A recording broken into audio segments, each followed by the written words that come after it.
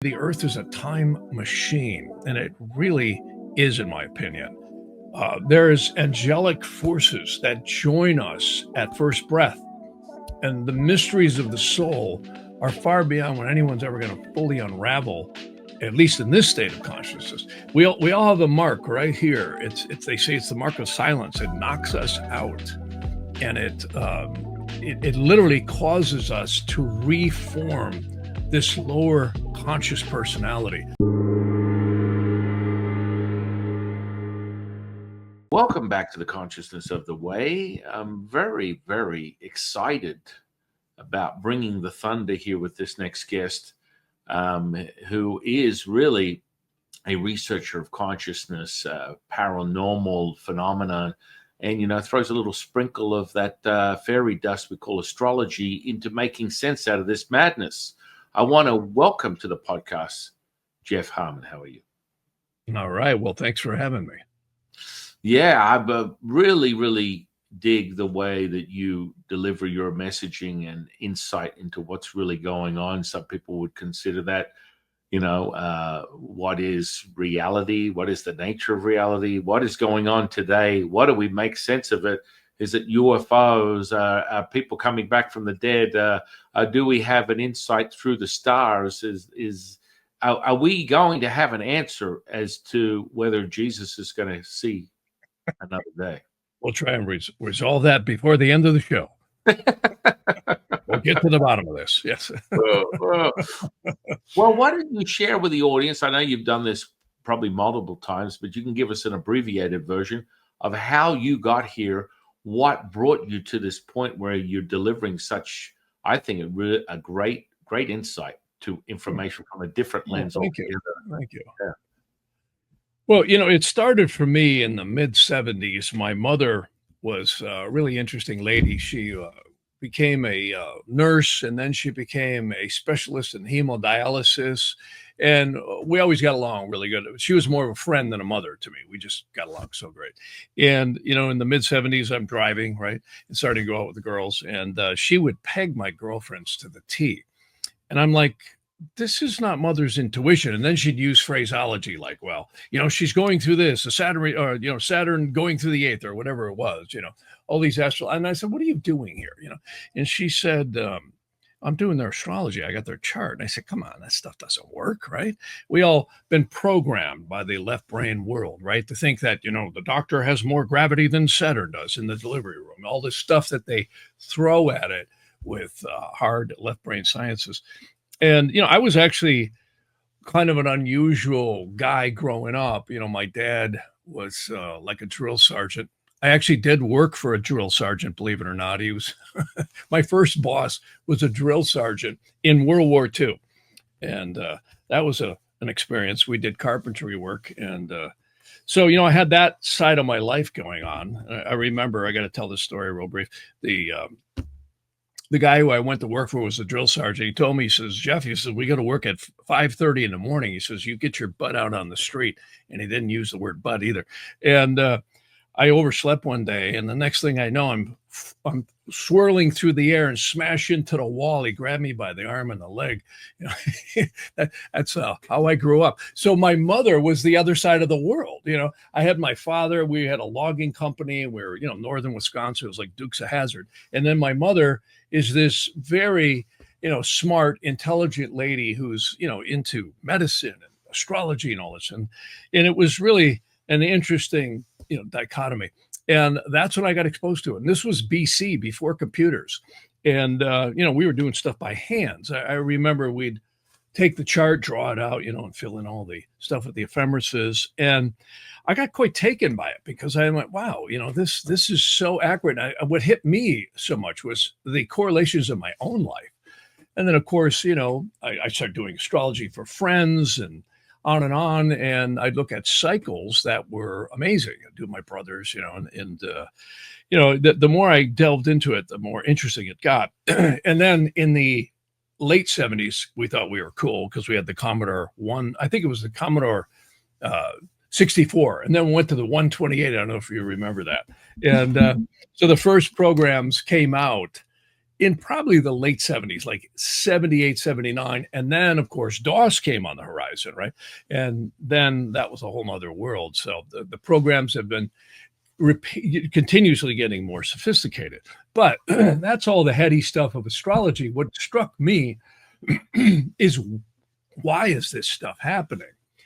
Well, as fate would have it, I started a recording studio, and we were doing industrial films, 16 millimeter stuff, or like Johnson wax. And I was right in between Milwaukee and Chicago, a little town called Kenosha that I had moved to, and I bought a house, and I put up this studio, and that's what got me coming out to Los Angeles. And I started running into guys like Manly P. Hall. I don't know if you know who he is. He wrote The Secret Teachings of All Ages.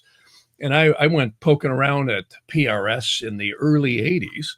And of course, Manly was quite an interesting guy. He was a 33-degree Mason and all this mystery schools, on and on. And in fact, Manly sold me a copy of his Secret Teachings of All Ages. I said, Manly, I don't have, that much money right now to buy that expensive book. He said, come on with me. I went in the back.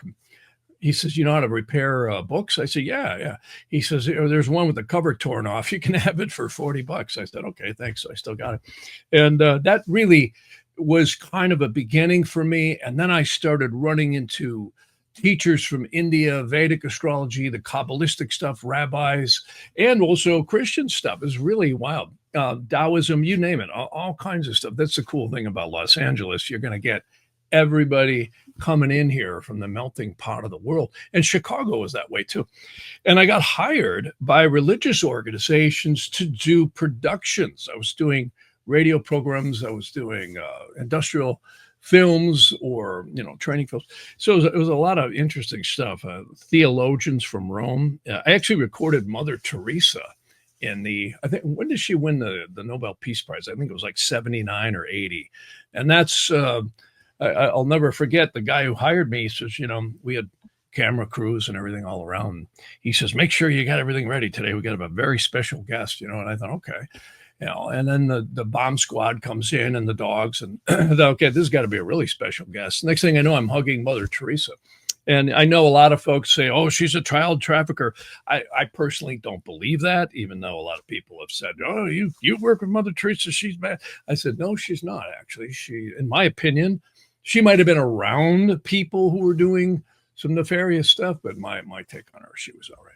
But anyways, long story short, that's how I got into it. And I've been a voracious reader and studier. I've had the blessings of being exposed to a lot of people, and still through my life. And I find it more and more fascinating. And this brings us full circle to what is astrology and what isn't it. And I think some of the most compelling documents to me are the Vedas and some of the ancient Egyptian, Chaldean, and rabbinical texts, which are very, very fascinating, where, I'd heard the legend. It's actually in a book called the Sefer Haggadah, which Sefer in Aramaic and Hebrew means book, and Haggadah means legends of the soul. And in this text, it basically says that an angel fishes us out of the astral worlds, or heavens, if you will.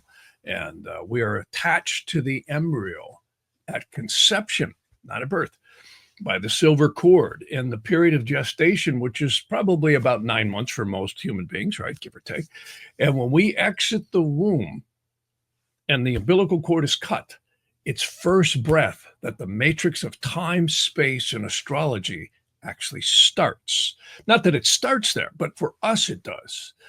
And astrologers run around and say, oh, you're a Pisces, you're an Aries, that's love, light, and cluelessness. When you look at the very ancient systems of particularly Naadi astrology, Vedic astrology, and what I like to call traditional or classical astrology, this is the stuff that came up out of Egypt, Chaldea particularly, Mesopotamia, the cradles of civilization, and also the very ancient stuff out of Southeast Asia, which includes, of course, India. And they all said the same thing. The astrology is a reflection of the soul's journey at this point in what we call time. There is no time. I always say the Earth is a time machine, and it really is, in my opinion. There's angelic forces that join us at first breath, and the mysteries of the soul are far beyond what anyone's ever going to fully unravel, at least in this state of consciousness. We all have a mark right here. It's they say it's the mark of silence. It knocks us out, and it literally causes us to reform this lower conscious personality. The Hebrews refer to it in a really good model. It's called the nefesh, which is just a strange word that means the lower conscious mind. And I just did a podcast recently on my podcast, Jeff Harman, Astrologer, and very interesting about autistic children. In fact, I was just with the doctor who invented this. It's called spelling to speak. And these autistic children, who a lot of people say are they're stupid, or they can't do anything, or they can't speak, they're now finding many of them are not only telepathic, they talk to relatives on the other side. They can literally speak with animals, and they can read mom's mind or dad's mind or other people's mind. And this proves the point that the conscious mind is actually an attenuator. The lower conscious mind is what we interface with in time, space, and consciousness. And the astrology seems to be an interactive consciousness to it. I always say, forget Trinity, Neo, and Morpheus. This might truly be the matrix in this time space continuum, at least of the soul. And there's a model I could put on the screen. I don't know if you mind if I present here for some. This is a really cool diagram. Absolutely. Yeah, this allows us to speak a little bit more, maybe in a way. You got to bear with me to fish out of my messy screen. So am I sharing? Yeah, I think I am now. Are you sharing? Yeah, am I? Can you see my screen? Present or invite? Hang on. Invite. I don't know. This is share screen, invite guest. Is that it? It says I'm sharing here. Yeah, hang on. Let me hang on a second. Yeah, you may have to. Here we go. There we go. Now you got it. Perfect. Okay, good.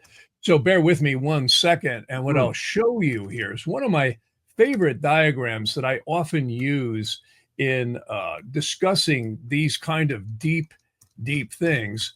And this is a little diagram that I put together many years ago. It's a simplified overview of creation. And here, I'm going to actually get a little pen up here. If you give me just a second here so I can annotate this. And then that way I'll just kind of shut all this off. Let me turn that off. What I do is I just fire up Zoom. That allows me to do this. Okay, now hang on a minute here. It's doing something. There we go. Now, what this does is allows me to have a pen. There we go. I see. Yeah.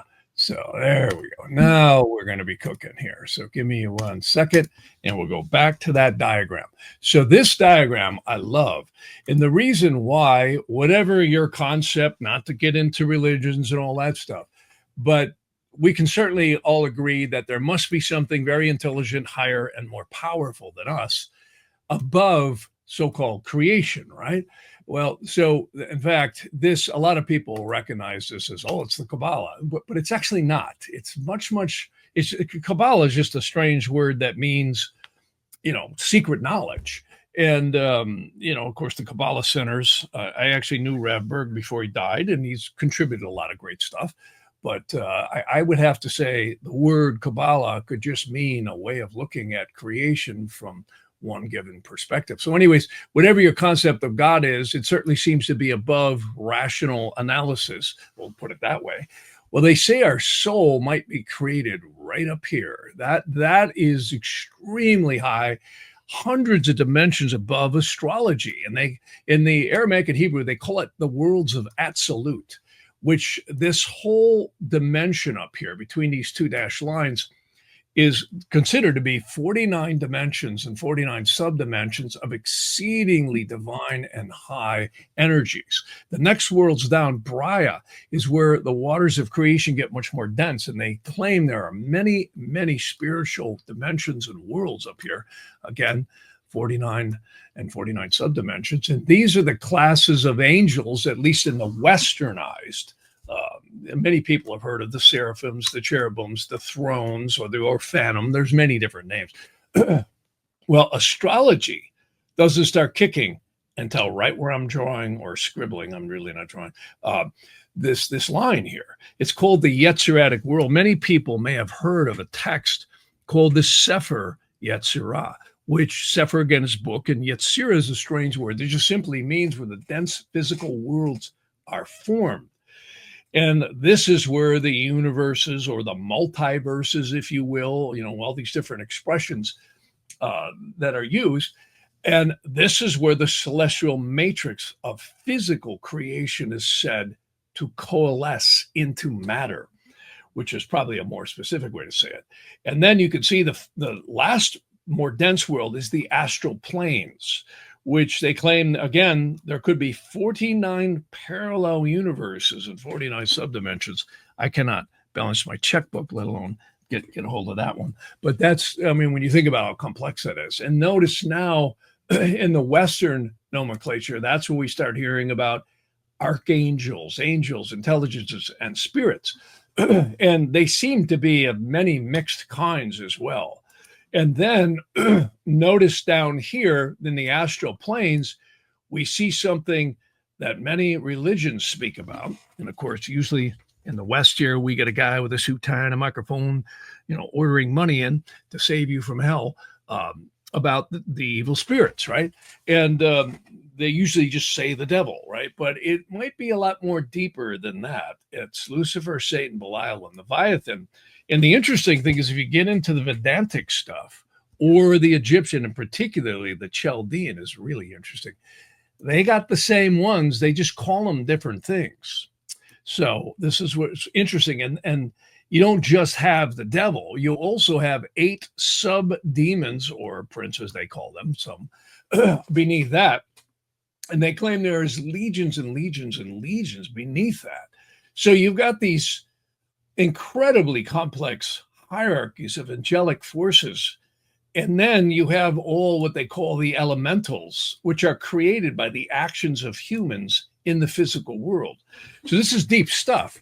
And what's interesting is we might be getting trapped in this particular time-space continuum for many incarnations back and forth until we escape from Alcatraz, which is really seems to be a combination of the dissipation of karma and consciousness.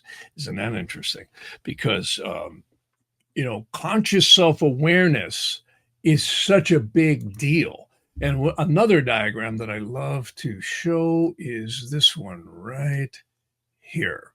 This is another diagram that's more of a, you could say, smaller look-see into what I was talking about before.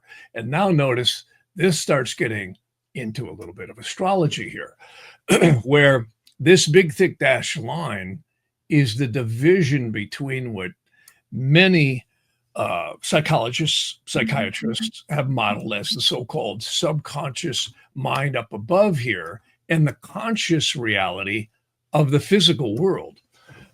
And this is where I think astrology really starts kicking. It's an interactive consciousness that is very, very deep. And you can see here, our little friend Saturn operates just above this big, thick dashed line. In fact, if you look, all the symbolisms of the planets come from 3 icons, or glyphs, if you will. The circle, which is the sun, or the stars, which I believe are portals to the upper heavens, the moon, which is the crucible, and the cross, which is where time and space manifest in the physical world. You think about that. Dad puts the seed in mom's womb. Farmer puts the seed in the ground. You can take a seed that's been sitting on a shelf for 50 years and throw it in the ground, add water, and it will start to grow. It's pretty phenomenal. And the Earth is a time machine, or a matrix, if you will, where time and space and karma plays out with the interactive consciousness that we have. And if you look at this diagram, which is even, I think, more goes down the rabbit hole, if this gets into what I was saying before, the lower conscious mind, I like to call the present personality. It's not us, it's an interface. In fact, it might even be an attenuator. And what I was mentioning before about these autistic children, which is just one element that proves they didn't get to develop their conscious mind the way we did. So they can't speak like we can, and they can't communicate. And they're kind of an animal in a cage kind of feeling for them. And they're really smart. They're amazing people, a lot of them. They really are. And they're exceedingly intelligent. And they feel like trapped, like again, like an animal in a glass cage, because they can't speak the way we do. Because our lower conscious mind is an interface. It's an interface into the three-dimensional, five-sense reality that we're all in. And what's such a shame is the religions do not teach much about this, telling us we're all sinners and we're all going to go to hell. Not that all of them just teach that, but they don't get into what happens when we exit the physical world. This is where so many near-death experiences, NDE, OBE, all these terms that people use, are bringing to the table. They're proving that, hey, this life, this reality, this time-space continuum is not all there is. And we are going to exit the body known as death. I can promise you that I can predict 100%.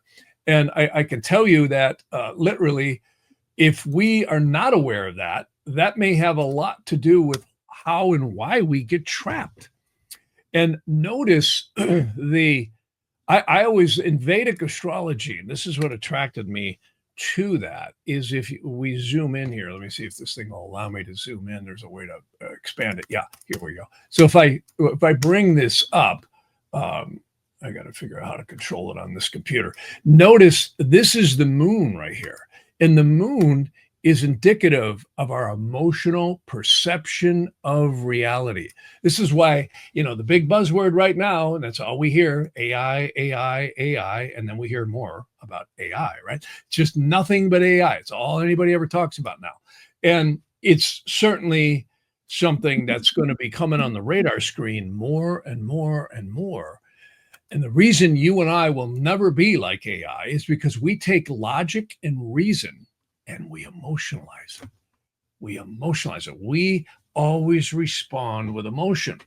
I always love the movie Terminator, particularly the first one. Actually, no, it was the second one. The second one with James Cameron, that script, when he said to, what was it? Or I should say, when Schwarzenegger's character, here, I stopped sharing now, so now we're back on the regular thing here. There we go. When Schwarzenegger's character said to John Connor, he says, I know now why you cry, and I could never do that. And I thought, wow, that's really some good screenwriting there, because this is where we're coming right now, is the humanity is pushed so hard the envelope with its own intelligence and trying to achieve more and more, that we're right on the edge of creating something that could destroy us. And Terminator, as well as many other movies, I, Robot, and so many others, are right on, because if you don't take in the spiritual component of a human being or of life and creation itself, AI will do away with us. We're illogical, right? It's like Agent Smith said, you're like a disease. You just spread to another place.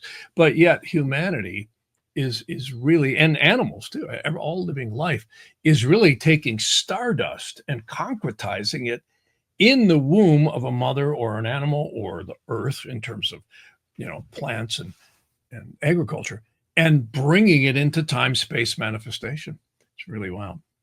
Yeah, I mean, you're stepping on. Oh, sorry, you're pushing all the buttons of the metaphysical Taoism in its entirety. I mean, from you bet. Buddhism, all that. Yep, you bet.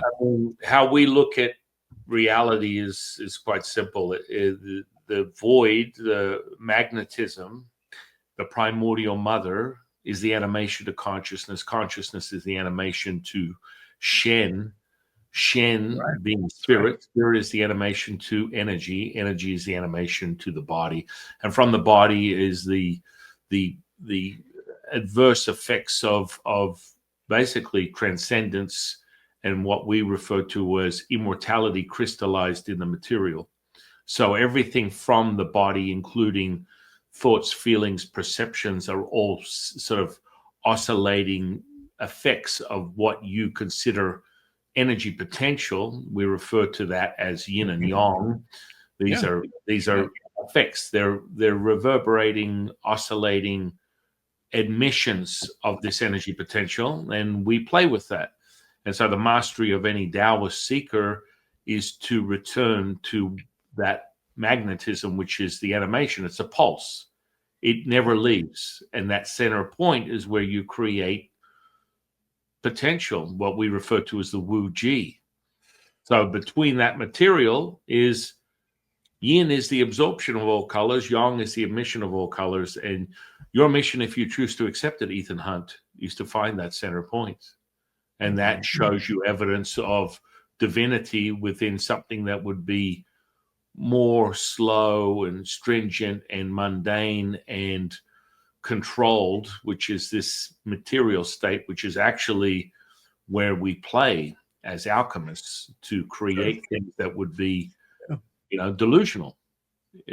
From the subsection of psychology, which is where you get trapped in believing that everything is separated, that is a trickery.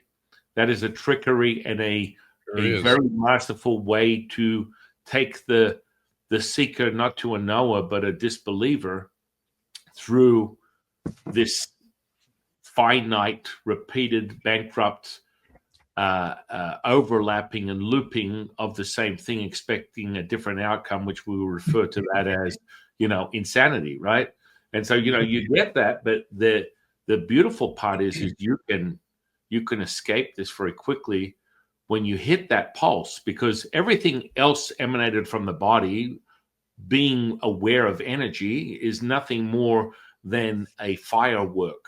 It's a wave. Right.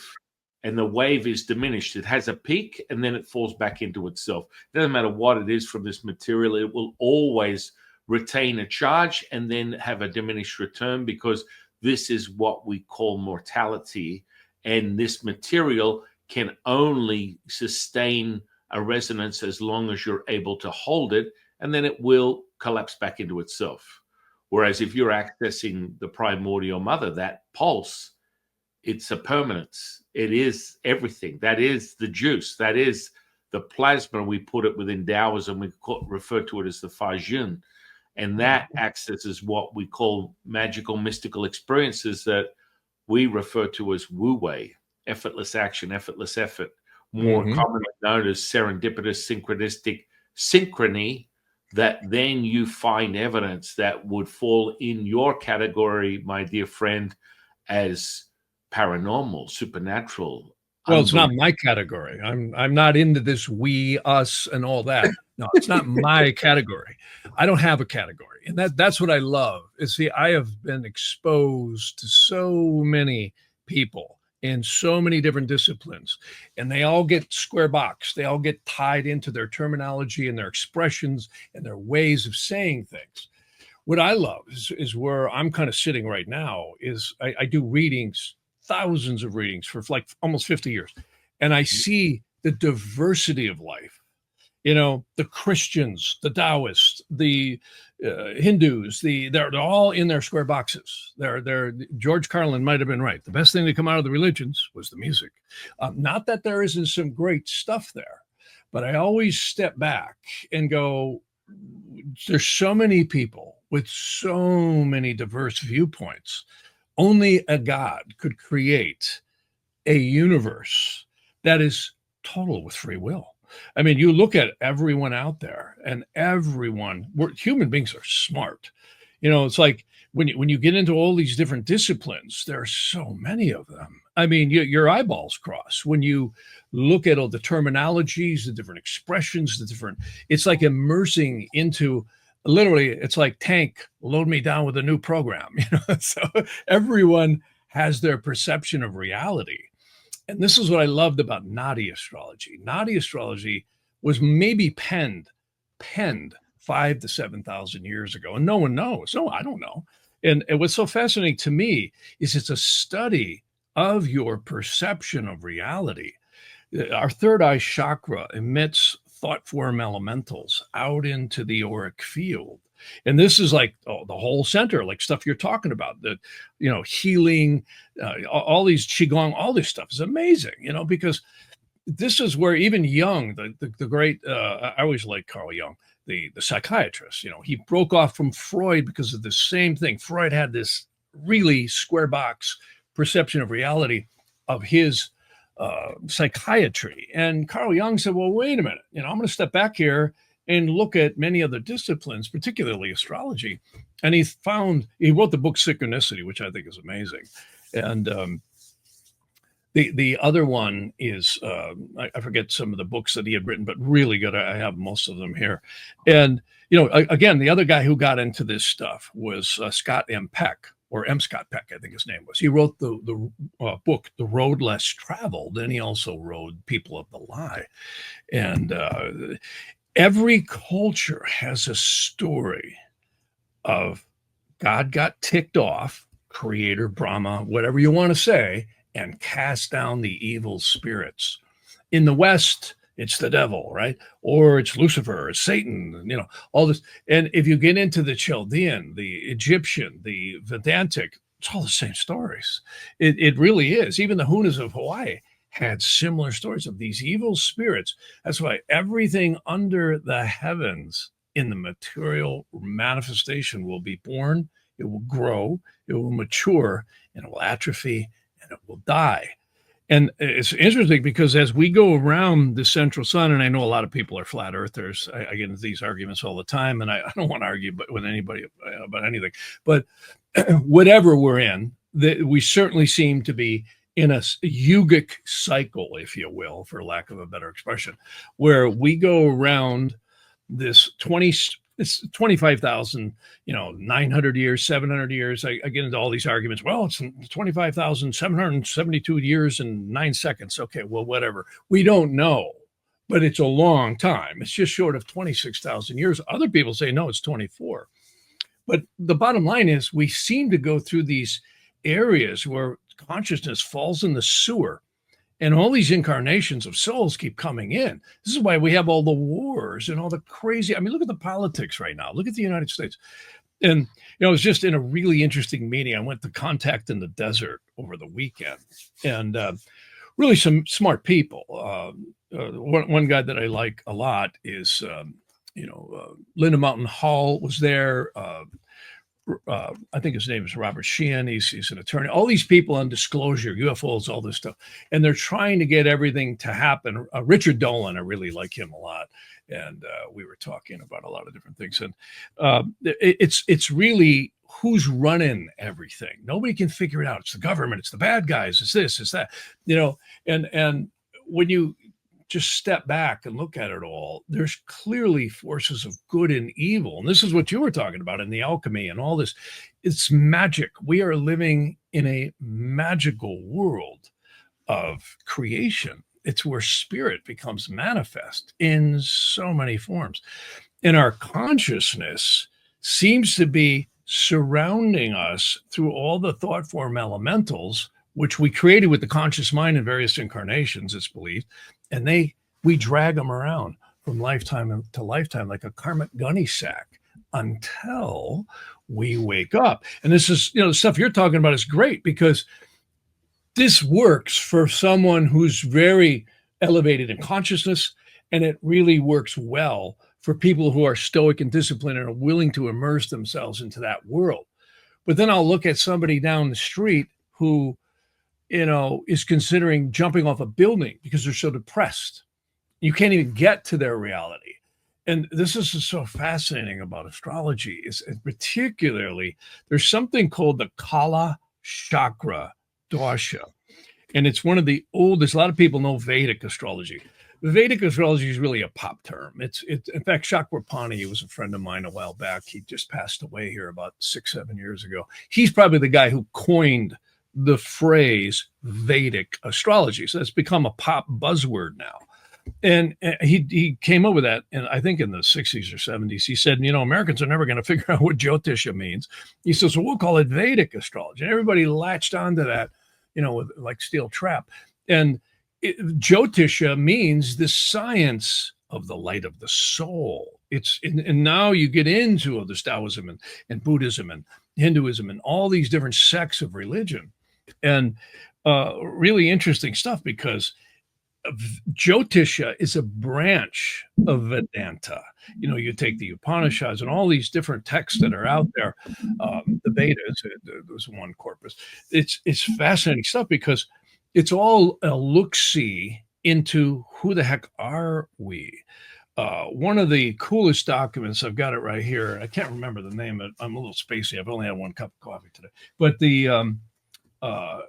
it's here. I'll pull it so I can remember the title, because you'll probably know it instantly.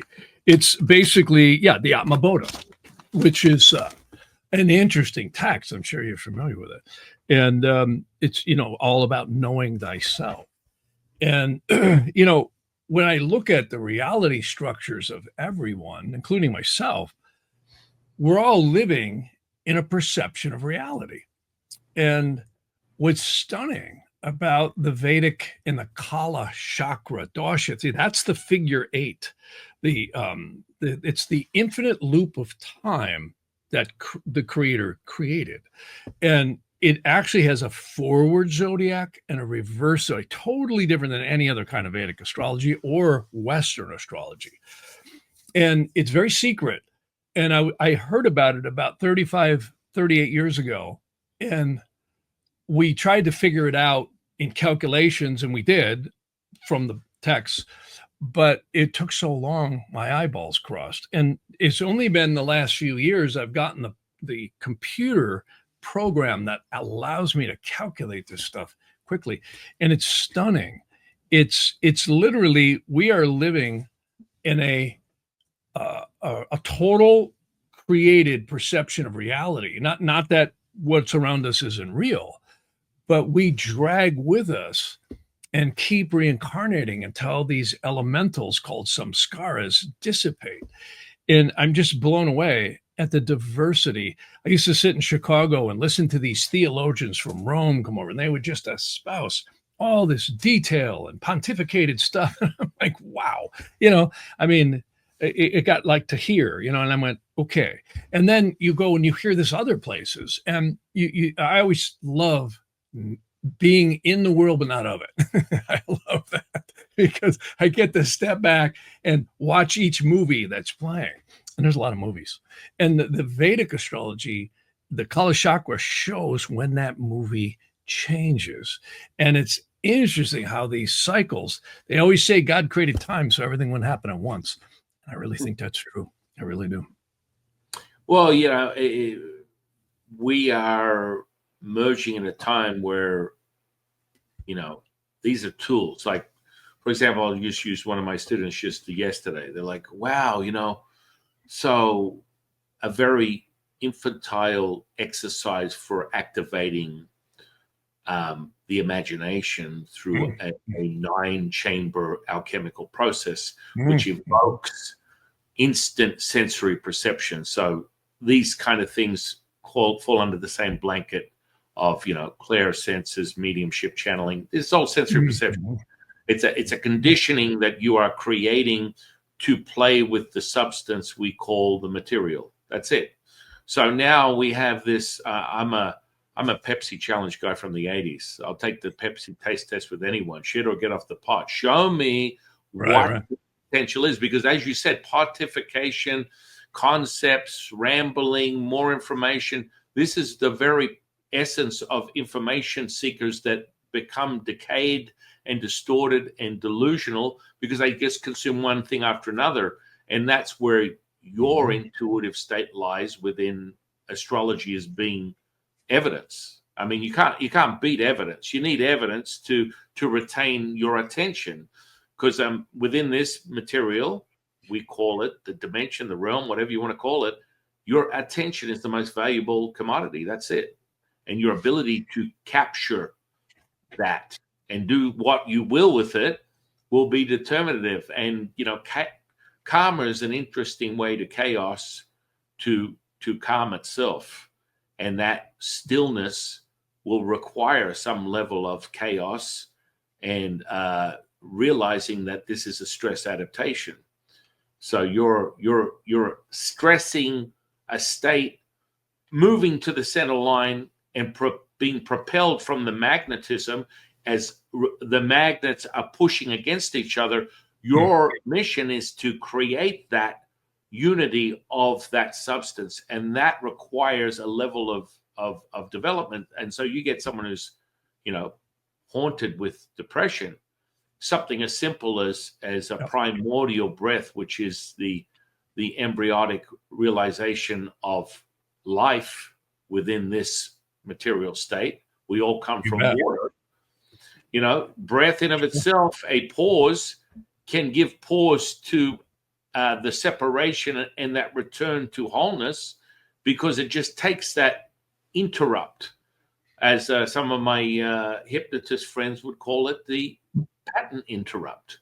And if you just start with very easy concepts of conscious and unconscious, you can enter a state of awareness by blending those two together. I mean, we refer to it as body dowsing. It's an ancient technique where we're able to identify ley lines, power centers, vortices, nodes of energy that lie here, using a higher level of perception. You can see it. You can certainly feel it as you activate the energy. We refer to it as feng shui, and that's an ancient technique that we use. But then you get into another way to decipher what it is you're experiencing. It's all a deciphering. It's all, how does it make sense to you from the astrology, from body dowsing, from Taoist techniques, from the Bible, from a scripture, from whatever it is that you dig, that you are gravitating to make sense of what it is you're experiencing, and furthermore, give you the evidence so that you are not just deluded or having some psychotic break, would be helpful. Yeah. That's right. Yeah. And this gets right back to the whole corpus of positive thinking, directed thoughts, in many of the mystery schools. I do a lot of clearing. People say, well, I've got a ghost, or, we have some paranormal phenomena, whatever you want to call it, going on, or someone could be possessed with various different, ailments and so on and so forth. And a lot of times, there's many techniques, and some of them you're mentioning, to focus the conscious mind at clearing. And this is so central to Qigong. Like, Vastu is actually the grandfather of Feng Shui. Vastu comes from the ancient Vedas, and it's all about spirit and space. And this is why, most people ubiquitously agree the East is always the best energy for incoming energy. It's where the sun is, where the sun rises. Saturn's where the sun sets, kills the light of the sun. So you have all these directions.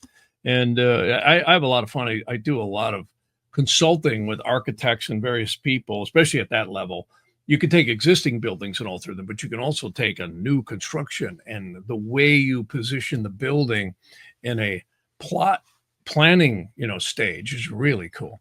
But yeah, there's so many cool things. And this is, now you start getting into mantras and yantras and sacred geometry and all of these things that can allow us to focus the mind. One of the things that I've focused a lot on over the years is gemstones. I actually get natural untreated gemstones, and lab-grown gems, we find they have no power. They look gorgeous, but they don't have any power. And there's something very magical that's going on in creation inside the earth when you look at the crystalline nature of a natural gemstone, the undulation of the crystals. You cannot replicate that in a lab. And the scary part is, so much is being sold as real, because if you put it under a refractometer, everybody goes, oh, look, it's real. No, it's not. And there's a magic to this. And the ancient techniques was to not only get a gem, there's certain gems you want to wear all your life, and there's certain ones you don't at certain times, depending on the dosha period you're in. And this is what's so interesting. Dosha is a strange word in Vedic astrology that means time. And there's time lords and cycles that astrology shows. And it's so accurate, it's creepy. I mean, we're literally in a matrix of a mind control here until we break out of it. And a lot of stuff you're talking about is great because it's how you break out of that. It's all where you put your focus. The only thing we will ever take with us when we exit these meat suits known as bodies is going to be our consciousness. You're not going to take your favorite watch. You're not going to take your favorite car or suit or whatever it is you got. The only thing we're getting out of here with is this right here, the consciousness. And you know, it's so fascinating to talk to psychiatrists and psychologists. They're all, you know, into different modalities of how consciousness gets into the body. And the third eye chakra, certainly in the pineal gland and all that, is certainly seems to be the antenna, certainly seems to be the portal. And it's interesting how many demonic forces on this planet have focused on deteriorating that. I think there was somebody in the banking industry many years ago said, we'll poison your air, we'll poison your water, and we'll poison your food. Not to get political, but they have. They've been pouring fluoride in the water for 100 years, or the better part of it. And that calcifies the pineal. I talked to so many doctors. Oh, yeah, the pineal gland's calcified.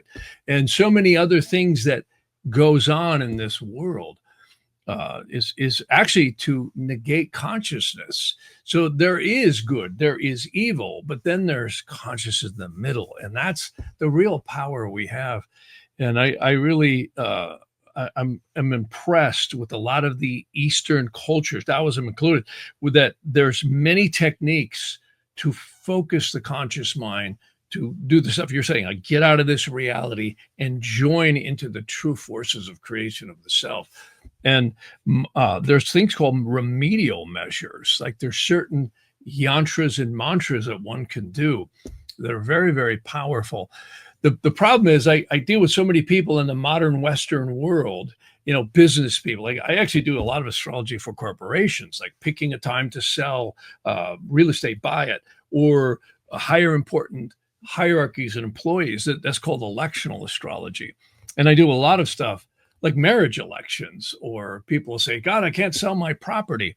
And I'll say, well, when did you sign with the realtor? And they'll show me, and we'll look at the chart, and usually it's fairly horrific. If the moon and the signifactors at the time astrologically you sign something are not in good configuration, it's kind of so accurate. It's creepy how it plays out. And I've had so many people, like even surgery elections, like God forbid if you have to have surgery, I often will pick an auspicious time where someone can go in. I've talked to doctors. They say, well, Jeff, we follow procedure to the T. So we do everything absolutely procedurally. And some days it goes horribly, and other days it's like couldn't go better. I said, do you ever look at the astrology? And I've actually done this with a few doctors. They go, oh my God, you know, you're right. That day, that was the day it was horrible. And, you know, again, you can't live your life with astrology. I kind of liken it to traffic on the road. If you understand when you drive your car, you're going to have a multitude of things coming at you, right? Somebody might run a stoplight. Somebody might pull into your lane. You can't figure it out. You just always have to be consciously aware of your situation and react. And that's the key, is reaction. This is all the great disciplines teach, is reaction, conscious awareness and reaction to what's going on about us, not only from that standpoint, but even in the ebbs and flows of life. Many of the great yogis had talked about this, that even the most stoic of yogis would find that these astrological influences would play on the physical plane. And like my son, I have a young son, he's 23 years old, and he was on top of the world here a few years back. He had a progression. It's called the secondary. Talk about a time machine. When all of us are born, every single planet's motion each day equals a year in your life. So let's say someone's 50 years old, or they're 30 years old or 70, whatever it is. This is literally where all the planets would be 50, 30, or 70 days after you were born. It's a time machine. And the Egyptians, the Chaldeans, and of course the ancient Vedas knew all this stuff. And I don't believe that they figured it out from watching planets on mountaintops sitting on camels. I really believe this was communicated through angelic forces. In fact, they called the rishis the seers. They would actually have angelic beings come in and communicate them how this stuff worked. And I have to say, it's profound. And the computing power we have today allows, like, location astrology. That's another one I do all the time. It's absolutely amazing how accurate location astrology is to your birth chart.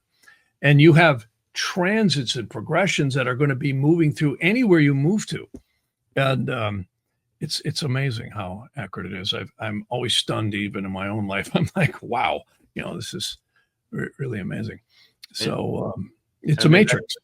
Yeah. And I mean, that's that point where to truly be conscious, to be that center, that vesica, that unified state, as people would call it, God, Tao, Buddha, whatever it is, to obtain that resonance is a mastery that then voids out any potential that is limited or lesser than.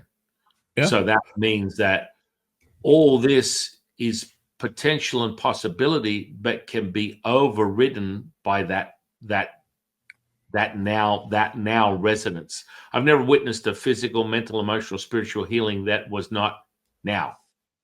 And I've seen it all. I've seen gangrene flesh back to pink in color in 40 minutes, bone fused, tumors disappear, gashes closed before my eyes.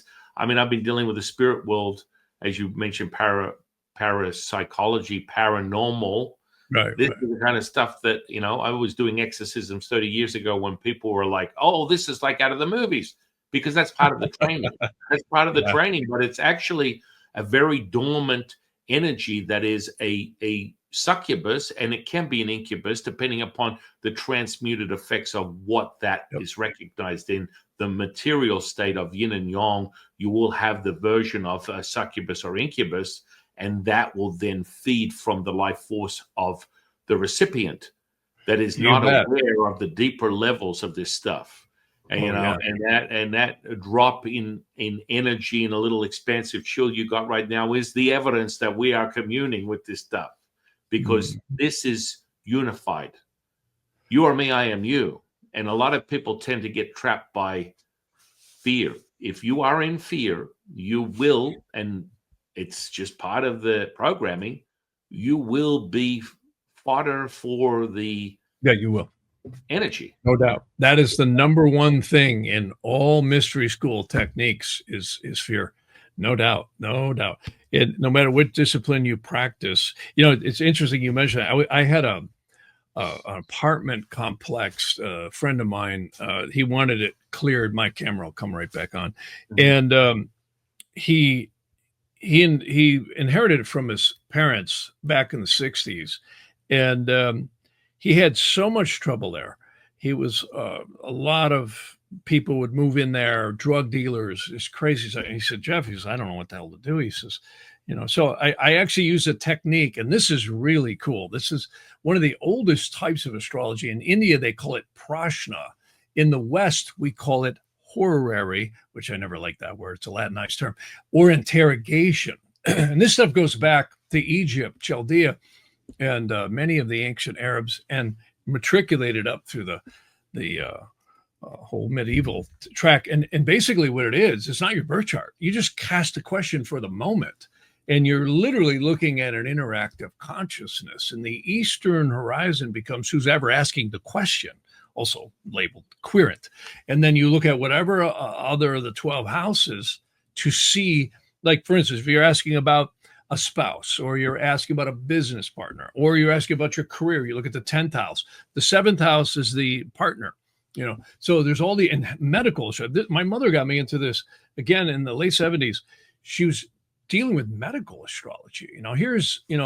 She was in the left brain allopathic world. and like you're talking about, tumors disappearing. So she was really like, the allopathic world is all about pharmaceuticals and surgery. And not that some of them can't do some good things, but it's really just imbalances of energy. And so interrogation astrology allows you to cast a chart, and you can actually see the ailment that's affecting you. And you can see how strong or weak the body is, and you can see the imbalances.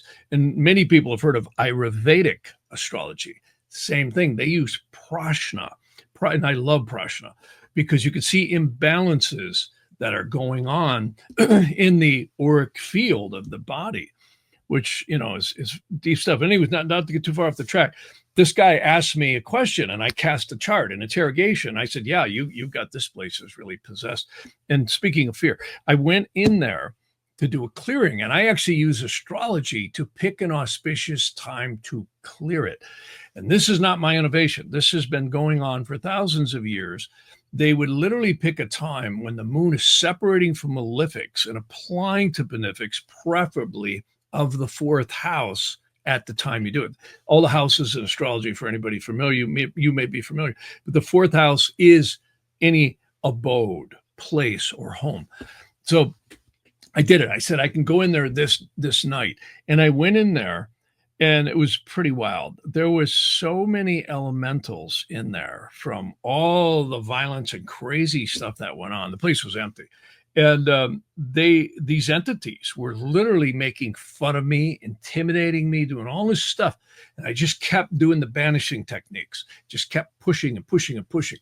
And pretty soon I saw a huge flash on my right side, and they disappeared. Isn't that interesting? And then I found a person had shot themselves a long time ago with a shotgun, and they were still there, rehearsing this same elemental tape loop, if you will, in that same environment. And these disincarnate souls, which we call ghosts and dead people, are just totally locked in a time loop that they don't even know that they're in. And most people doing clearing work, I'm sure yourself, you figure this out, you can't even reason with them. They're locked into a whole psychic noetic dimension, if you will. That's their perception of reality. There's no time. And you literally sometimes have to just incarcerate them and get them taken away. And then that way, whatever we call time, they'll wake up. You put them in like an astral prison almost, so to speak, until they come to, which God only knows when that might be. And I do believe there's angelic forces that come in and try and help that soul. I had another one in New York, same thing. This guy had died of a drug overdose. He was mean. I mean, mean. And I couldn't get him to leave. And the psychics were saying to the owner, says, this place, you got some kind of an entity back there. And the guy OD'd, I think, right in the back of the building or outside of it or something, and was possessing it. And people would come in there and feel it. It was a pastry shop. And the only way I could get him out of there was incarcerate him and literally have him taken away. So this is interesting stuff. There's a great book that I always mention. It's called The Magus of Strovolos. I don't know if you've heard of it. I love that book. It's a man who's now deceased, but his name was Daskalos as a nickname. And he would do stuff that was stunning, could dissolve the physical world and recreate it. And this is where I think we're all going to be able to go someday. And it's known in the ancient texts as the sacred holy magic, where we literally get command of the fourth hierarchy that I was shown in that diagram before. And they say that's what happens to us as we come to the Brahmic center. And it says we'll be there about 11,500 AD, give or take. But I think we'll get there a lot sooner. We'll be in that arc of really high consciousness. I think we're going to get there very soon. I think in a couple hundred years, we are going to ingress into Aquarius. I know a lot of people say, well, no, we're in Aquarius already because they heard the song back in the 60s. But literally, I don't think we're there yet. That's my opinion. I'm not claiming I'm right. But we are marching forward. We're coming out of the sewer. We're going to hit what they call the Bronze Age very, very soon. Actually, I think we're in the Bronze. Then we hit the Silver Age. That's right. We hit the Silver Age. So there's Sri Yukteswar, and many people have talked about these yugas. And there's definitely something to it. And I think we're ascending. and we're going to start living longer as consciousness expands. And these vessels, we should be able to live hundreds of years, and I think a lot of it is, again, we move to that Brahmic center or galactic center, whatever people want to call it. There seems to be a lot to our solar system going around this arc, and we're now ascending. So when we've been in the sewer, they say since about 3000 BC, we just fell down, and that's when writing started, all that. And they said before that we didn't even have to write. Consciousness was so expanded we didn't talk, we telepathically could communicate, which many people can, Yeah. So I mean, it's another conditioning. It's just it's a method to the madness. Whenever I teach people, madness it is. Yeah, it's like any sort of sensory perception is just a method. We all have the same fundamentals, and now it's about how you are able to access that, and that's where the alchemy is powerful from a Taoist seeker to a knower. You use the alchemy to solidify and verify and fortify what the truth is in this material state. So, exorcisms back in those days for me was someone coming with a psychotic break and then being liberated of something that they thought was an inherent disease of the mind, as that voice is echoing in the background. It's just they weren't given the tools of how to intercept and to create from that information whatever they choose to. Because if you're getting a little taste, most people have what we call this bite of the spiritual dragon. And that's what I coin it as, because they get a taste, they wake up, they hear grandma, they get a vivid dream, they can see dead people. All of a sudden I can read auras. I understand what people are thinking without them opening their mouth. They get all these paranormal opportunities, and they're like, oh my goodness, well, I've got the answer. And so they go to sleep, they wake up, they realize they're channeling the Palladians, they open up a YouTube channel, and there lies the beginning of their problems. Because invertedly, the effect of that consumption of an intuitive state without regulation will end in a diminished return. Because most psychics, healers, mediums, you'll notice that it starts to transmute through the flesh. They're overweight, they're struggling with their own mental, emotional issues, but they have insight that they can share with others, but they're not able to regulate. Between the yin and yang is this oscillating homeostasis that can fuse the two together. You must understand how that alchemy works so that you can optimize your experience. And so people love to, I'm a psychic, I'm a medium. I think that's fantastic. There lies the beginning of your pain and suffering. And that's a dangerous world. It's a dangerous world. And this type of stuff, I go around mostly.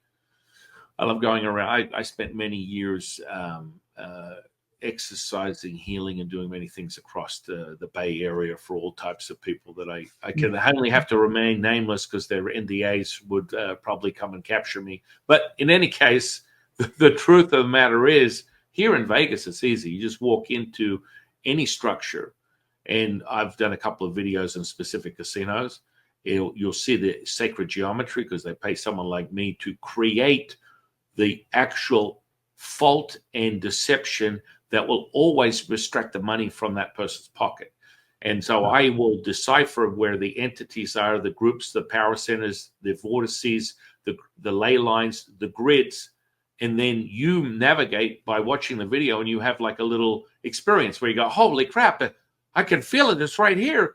This is an experience. So it happens for everyone with their eyes open, that very little to no effort, and you will be energized and be aware of that electromagnetism, that is what is the operating system for this body.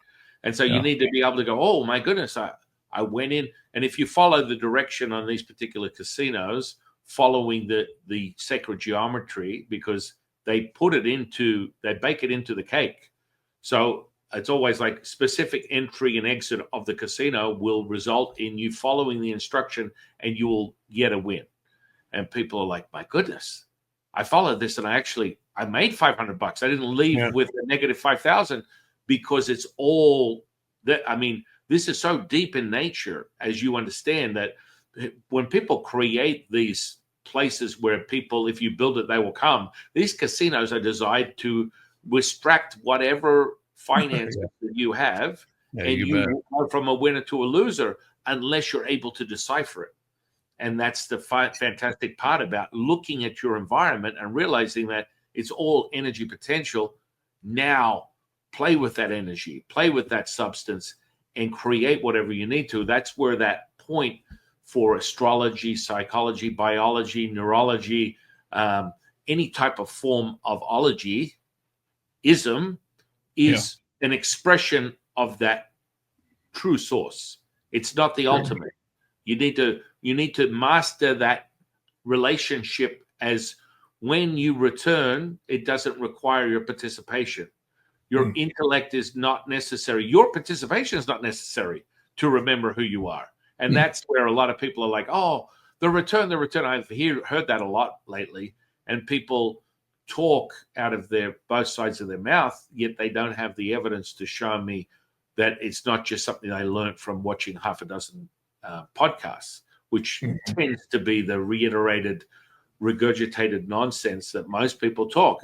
Not the stuff that you and I are speaking today, my friend. This is an experience in feeling, which is more potent than any reflection on intellect could ever find. That barometer is your physical body, is your tuning fork to make sense of that animation as it creates within this state, and then your ability to be one with all things is conceptual for most, because that's what we call the great bellows.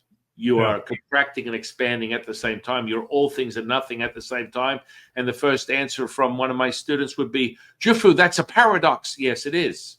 And you have to decipher that. Your Sherlock to your Watson is creating from human condition through the labyrinth of the finite mind, entering into what we call human beingness, which is the ultimate, as that is a complete activation of your superpower as a human being. Is the superpower, is accessing sentience and truly unraveling this magical power that you have, is empathy, which then defaults you to servitude and selflessness, and you can't fight it anymore. You're like, I've ascended. It's not a bunch of people that are playing like a baby playing with poop, where they get into energy and they love to play with the yin and yang and look at this, I can manifest this and I can heal that. And that is transitory and permanent, and should always be the fruits of your consuming of your external state. Even your personality is external. That is not the true nature of who you are. So when you realize that that is the baubles on your path of self-realization, which returns you to that selflessness and servitude, then we start getting down with some exciting things that do not require you having to manipulate. Well, how can I find insight? If I heal this person, how much do I charge them? If I give them an insight of their awareness with their relationship with the universe, which is basically from my teacher, the Yellow Emperor, who was the creator of Chinese culture as we know it.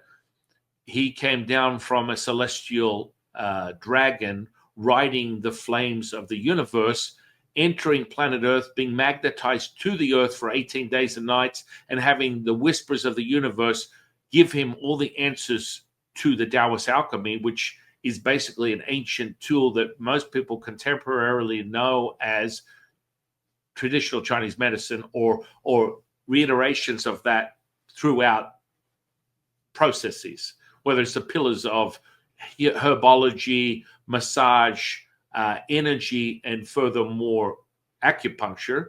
Energy is the major tool. Everyone always comes back to it. I've learned this. I'm a doctor of Chinese medicine. I'm a functional medicine. I'm a chiropractor. I'm a light worker, a healer, or this and that. You always end up back to that self-realization, because the energy is what we're playing with right now. That's the only thing that can fortify and verify what you're talking about as you go through your ascension process that you've spoken on and shown me the diagram of. There's a certain point where you're still, all the information is still coming back to the same place. if you're out of body, in body, OBE, sleep paralysis, all that bloody blah, blah. Rest in peace, Bob Monroe. You're a great guy. The truth is, this stuff is all conceptual until otherwise noted. What you're speaking about is experiential. What you're speaking about is something that you are now using the willow, which we refer to as the flesh, the body, to emanate that magnetism. And that's a pulse that never leaves you. And when you center that, all of a sudden, your speech, your actions, your thoughts, feelings, and emotions all come from the same source, and they are palpable, which is where you get your reputation, or furthermore, your resonance precedes you. And that's where people become enlightened within a space of a guru or a healer, whatever. You can feel that emanation, and it alters you, the infrastructure of your body, which then returns you to whole. Karma for Taoists is the very foundation of magic for us. So what we do is we bring the resonance. You realize that the plasma is the Play-Doh of this substance, and you create that attention for energy, which is this symbiosis of yin and yang. Then from there you go, it's vibratory, it's frequential, it holds resonance. That resonance, if met, oh yes, it will be yours, oh yes, it will. Equal to or greater than creates. You don't become a consumer, you're a creator of this stuff. And that can only come from a true stress, adaptation, and expansion, which is a cycle, as you talk about the yugas. It's a cycle of completion and then creation that is happening nonstop for anybody, always, all day, every second, every minute, every hour, every picosecond. You have the opportunity to enter this magical place of knowing that requires nothing but here. Yeah, I mean that's I hear that same kind of thing from a lot of people in India. It's we're all here living our perception of reality, and it's really I think important to just what I try and do is just help people. I look at their cycles and their perception of reality and see where they're at. The thing I can say that I have found with astrology is it does show the ebbs and flows incredibly accurately. Again, the Earth is a time machine. When I look at the moon, is a very mysterious object. Pink Floyd kind of cited that in Dark Side of the Moon, even though that was an interesting record. The moon is an enigma, and it shows up throughout history. And I find that following the secondary progressions of the moon and the dashas really gives us insight into when the pages of life turn. And life is short. When you think about it, we all live, if we're lucky, into our 80s, 90s. Some of us will hit 100, hopefully functional. Health is the most magical thing in the world. It really is. There's nothing more valuable to me than health, because that and consciousness. I mean, those are the two things that you can't buy. You cannot buy. You can only achieve. And it's fun for me to sit, and not immerse into anyone's reality structures, but just help them to see where their free will is going in their cycles of astrology. And again, everyone is in their movie. Shakespeare was right. The whole world's a stage. We're the actors. And the movie we're playing is a lot to do with the eclipse point, the north node of the moon. It's called the head of the dragon. And the tail of the dragon is the escape from Alcatraz. That's how we get out of here. And I really think, I always say the Earth is a big wash machine stuck on spin cycle. And sooner or later, we're all going to come out of the wash, however we come out, with our perceptions of reality and knowledges and so on and so forth. But we really, when you look at the lower conscious mind, the more I get to learn, the less I know. The more I'm in awe of creation. I mean, you think about what happens in a mother's womb, an animal's womb, or in the womb of the earth. You are literally taking the fabric of creation and concretizing it into a genetic vessel that is now going to be imbued with a soul, and it's all its interconnecting soul root ties. Astrology reminds me of a little bit of a complex satellite network, which we can all relate to today. You know, when you got thousands of satellites up there. And what's interesting is even right now, we're probably transmitting through a satellite just to do this communication over the internet. And you can literally have millions and millions and millions of calls, transmissions, data going through satellites, and not a single one of them interferes with the other one. That is how I believe this interactive consciousness with astrology might be working. And it's much more complex than that, because it's not just the planets. You've got all these fixed stars. You've got all these geometrical energies that are tied to our soul roots, which is deep, deep stuff. No psychic, no astrologer, nobody, me included, is ever going to figure that one out. The mysteries of the soul's journey. And there's so many and so diverse. And when you look at it, the Kala Chakra Dasha always blew my mind. I'm like, wow. You know, you can actually see what they call quantum leaps. They call them lion's leaps because, you know, the lion jumps far. And you can also see what they call horse steps, which is a small step. And these are reversals and directions in time that are amazing in a person's life. Very, very fascinating. But I got to watch my time, my friend. I have to go here. But this was really, you know, I got to be somewhere in about half an hour. But yeah, this was a lot of fun to do your show. And I appreciate you having me on. And, you know, again, if anybody's interested in me, they can go to Jeff at jeffharman.com. That's Harman. And my podcast, too. We talk a lot about stuff like this on the podcast. I'm always tying the political world to the mundane world. You know, it's fascinating. When you go back, I was in a meeting, again, I contacted in the desert. If you take the ancient astrology, you can see the wars. You can see the ebbs and the flows of civilization. 9/11 happened exactly on an astrological configuration. COVID, World War I, the Federal Reserve. You can go back through history. It's absolutely stunning. We're in a matrix of time and reality here. And there's so many realities. How many people do we talk to? Everyone has their perception of reality. Only divinity would allow that to happen. That's truly free will going on. You've got some people that are horrible, some people that are beautiful, or healers, or this, or that, and all the points in between. It's this planet always amazes me at the diversity of realities going on. Again, Shakespeare was right. The whole world's a stage, and we're the actors. Or more commonly, he was a Taoist, because the famous throwaway one-liner from The Great Bellows, which is contracting and expanding everything, is, you are all things and nothing at the same time. Yeah, to be or not to be. That is the question. Right. Yeah, a lot of truth in those plays, isn't there? The Greek tragedies, too. Good stuff. Yeah. Well, this has been fascinating. Thank you, my friend. And, you know, we'll have to do this again if it suits you. I'd love to go deeper into the magic, which we call transformation. You know, star stepping is a very fundamental magical access to the magical register, and everything is an emanation, an oscillation, a reverberation of that relationship that we have between the sun, the earth, and the moon.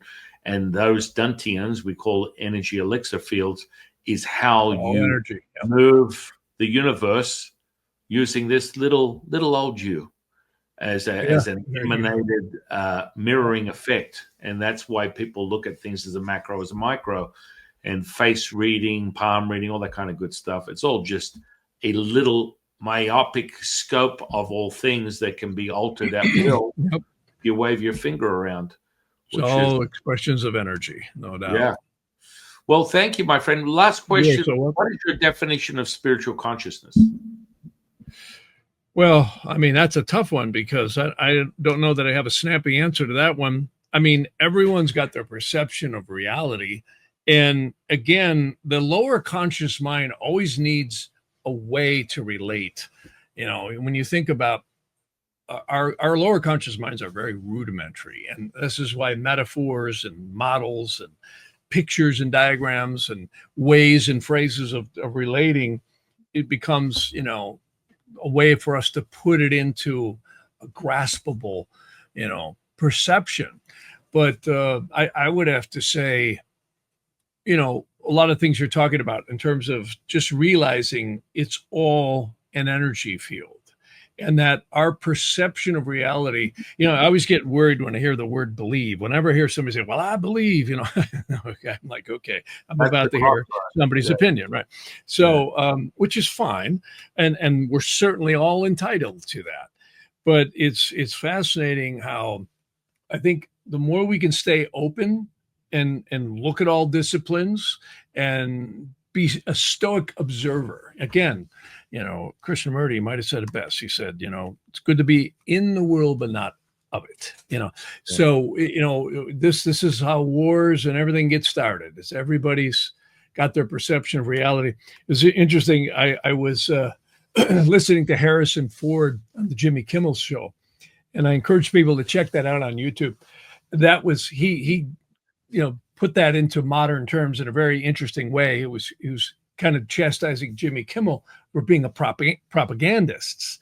I think the last talk show host we really had was Johnny Carson. Jay Leno was pretty good too, but it's been steadily moving into propaganda. And this is when you look at the modern world, this is nothing new. This has been going on for thousands of years. The lower conscious mind is like silly putty.